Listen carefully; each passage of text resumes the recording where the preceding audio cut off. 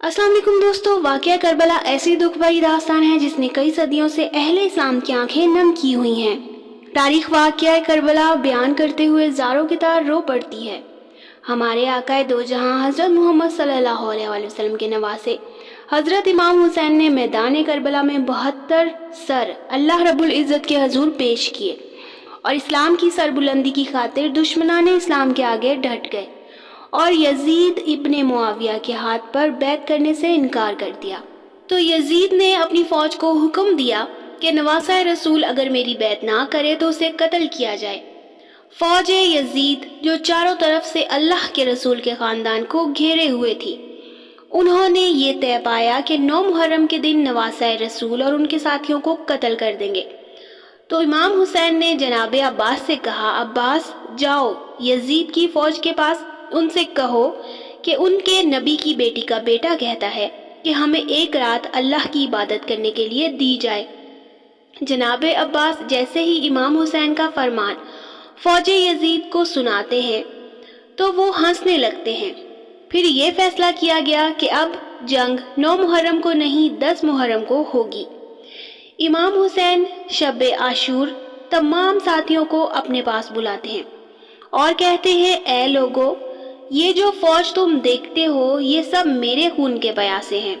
कल मुझे कत्ल किया जाएगा, मेरी बहनों बेटियों को बेपर्दा करके बाजारों में फिराया जाएगा। ऐ लोगो, तुमने मदीने से लेकर यहाँ तक मेरा बहुत साथ दिया है, अब मैं खुज्जते तमाम करता हूँ।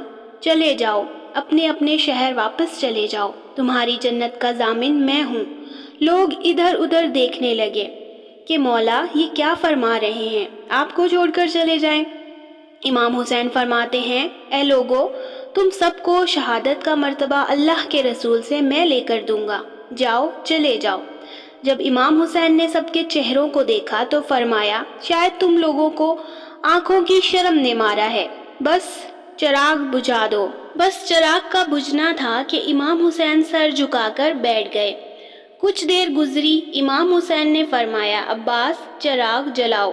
जैसे ही चिराग जले इमाम हुसैन देखते हैं एक एक चाहने वाला अपनी तलवार गर्दन पर रख कर कहता है, ऐ नवासा रसूल, इन जालिमों के बीच आपको तन्हा छोड़कर जाएं।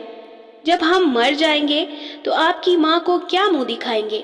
हमारी जानें, हमारे बच्चों की जानें आपके कदमों में कुर्बान। ऐ मौला, अगर आप हुक्म करें तो हम अभी के अभी अपने आप को कत्ल कर देते हैं।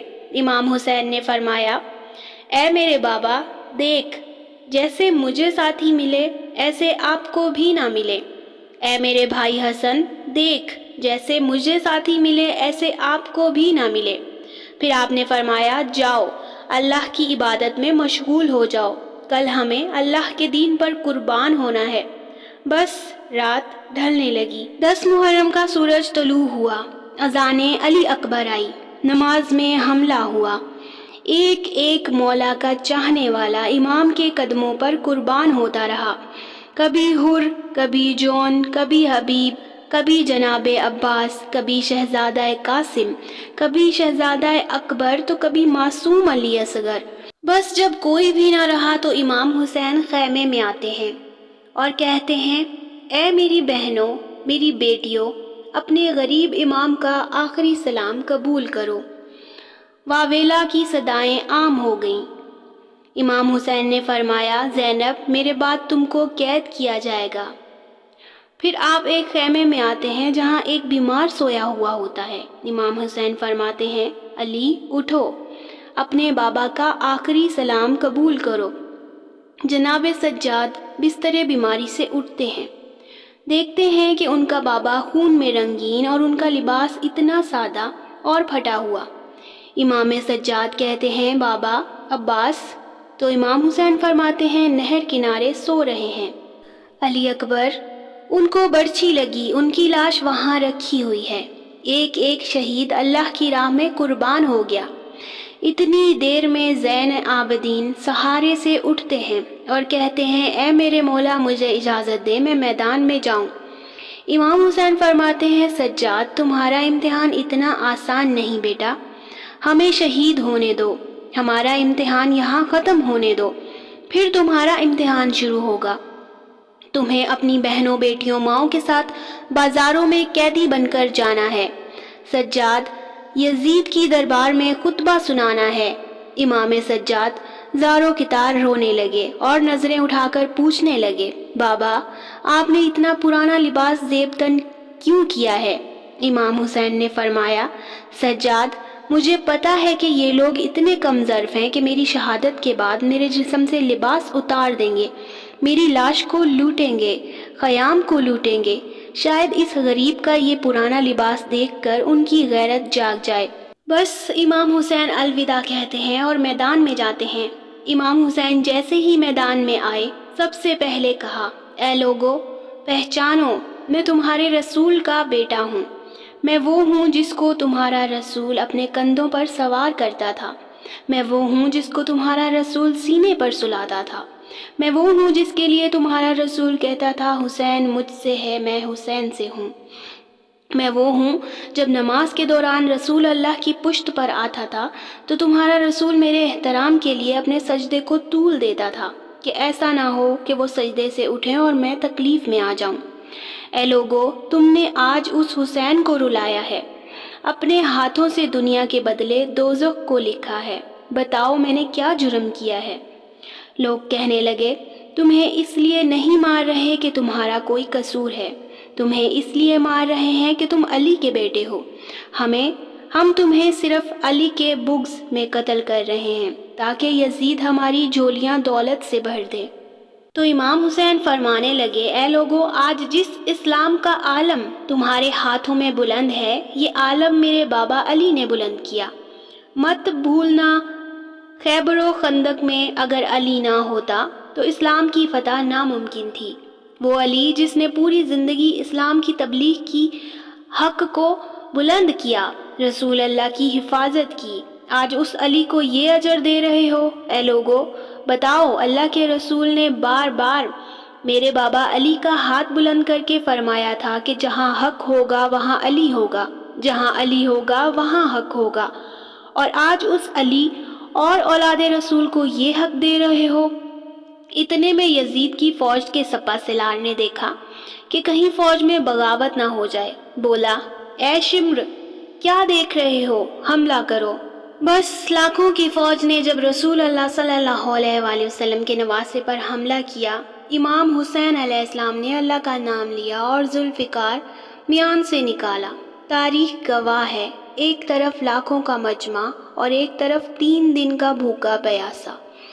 حسین ابن علی، زمین پر اس طرح کی جنگ پہلے کبھی نہ دیکھی گئی کہ ایک تنہا انسان لاکھوں کے مجمع کو اس طرح سے فنار کر رہا ہے کہ فوج پلٹ کر بھاگنے لگی۔ امام حسین فوج یزید سے مخاطب ہو کر فرماتے ہیں، آؤ 3 دن کے بھوکے کی جنگ دیکھو، 3 دن کے پیاسے کی جنگ دیکھو، رسول کے اس نواسے کی جنگ دیکھو، اس کی جنگ دیکھو جس کا جوان بھائی مارا گیا، جس کے جوان بیٹے کو نظروں کے سامنے قتل کیا گیا، جس نے اپنے ہی ہاتھوں سے اپنے بچے کی قبر بنائی۔ امام حسین شیر کی طرح فوج یزید سے لڑ رہے ہیں۔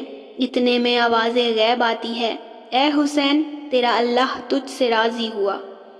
بس اس صدا کا سننا تھا کہ امام حسین نے اپنی ذوالفقار کو تھام لیا۔ اتنے میں عمر بن سعد کہتا ہے، شمر کیا دیکھ رہے ہو؟ یہ علی کا شیر ہے، اس کو مات دینا ناممکن ہے، جاؤ خیموں کو آگ لگا دو۔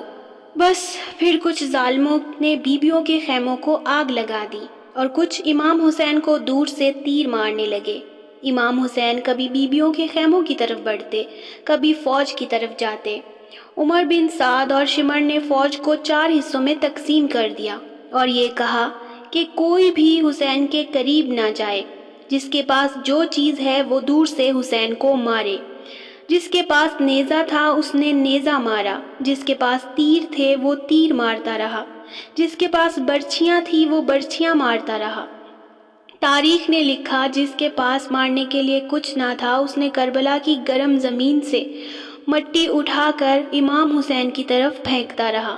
امام حسین کے جسم مبارک پر ہزاروں زخم لگتے رہے، اتنے تیر تھے کہ آپ کا جسم تک نظر نہیں آ رہا تھا۔ جیسے ہی نواسہ رسول گھوڑے سے زمین پر آئے۔ فوج یزید نے خوشی سے نعرے لگانے شروع کر دیے۔ اتنے میں وہ گھوڑا جس پر آپ سواری کیا کرتے تھے، وہ گھوڑا امام حسین کے چاروں طرف گھومنا شروع ہو گیا تاکہ ان تیروں سے اپنے آقا حسین کو بچا سکے۔ یہ دیکھ کر عمر بن سعد نے کہا، اے لوگو رکو، میں نے اپنی آنکھوں سے دیکھا تھا اس گھوڑے پر اللہ کے رسول سواری کیا کرتے تھے، کہیں یہ تیر گھوڑے کو نہ لگ جائیں، اور اس طرح تیروں کو چلانا بند کیا گیا۔ افسوس ہے ان لوگوں پر جن کو اس گھوڑے کا تو احترام تھا جس پر رسول اللہ سواری کیا کرتے تھے، لیکن اس حسین کا احترام بھول چکے تھے جن کو رسول اللہ اپنے کندھوں پر سوار کر کے امت کو دکھایا کرتے تھے۔ امام حسین علیہ السلام زمین کربلا پر سر رکھے اللہ کا شکر ادا کر رہے تھے، اور وہاں فوج یزید کے سپاہی امام حسین کا سر کاٹنے کے لیے قریب آتے ہیں۔ جو بھی قریب آ کر امام حسین کے سر کو دیکھتا تو وہ چیخ کر خوف زدہ ہو کر دور چلا جاتا۔ اتنے میں شمر کہنے لگا، یہ کام مجھ سے ہی ہونا ہے۔ پھر شمر نے خنجر امام حسین کے گلے پر رکھا تو دیکھا کہ امام حسین کے لب ہل رہے تھے۔ اس نے سوچا، ہم نے حسین کا پورا خاندان قتل کر دیا، 3 دن تک حسین کے بچوں کو بھوکا پیاسا رکھا، شاید حسین ہمیں بد دعا دے رہے ہیں۔ سننے کے لیے کان قریب کیے تو کیا سنا کہ امام حسین علیہ السلام اللہ کی دربار میں اللہ کی نعمتوں کا شکر ادا کر رہے ہیں کہ اے پروردگار، تیرا شکر ہے اس عظیم امتحان کے لیے تو نے اس حسین کو چنا۔ اتنے میں امام حسین نے آنکھیں کھولیں اور شمر سے کہا، اے شمر، کیا تو نہیں جانتا کہ میں رسول اللہ کا نواسہ ہوں، جنت کا سردار ہوں، حق پر ہوں، بے جرم ہوں؟ شمر نے کہا، ہاں مجھے معلوم ہے، تو آپ نے فرمایا کیوں قتل کر رہے ہو؟ شمر نے کہا، تاکہ یزید میری جھولی دنیاوی دولت سے بھر دے۔ بس یہ کہتے کہتے شمر امام حسین کا گلا کاٹتا رہا اور فوج یزید جھومتی رہی۔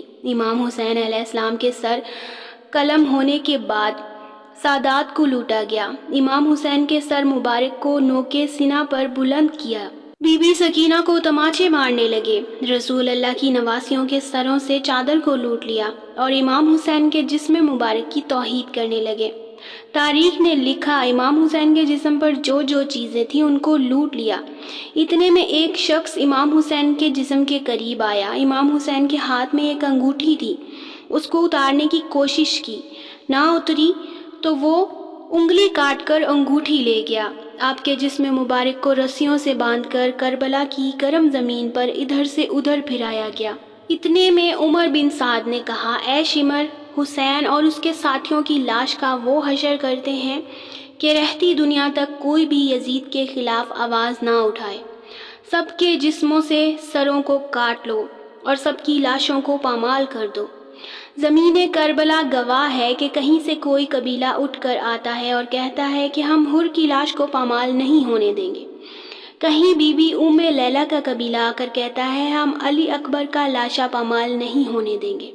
کہیں بی بی رباب کے قبائل کے لوگ آ کر کہتے ہیں ہم علی اصغر کی لاش پامال نہیں ہونے دیں گے۔ ایک ایک شہید کی لاش پامال ہونے والی جگہ سے ہٹائی گئی۔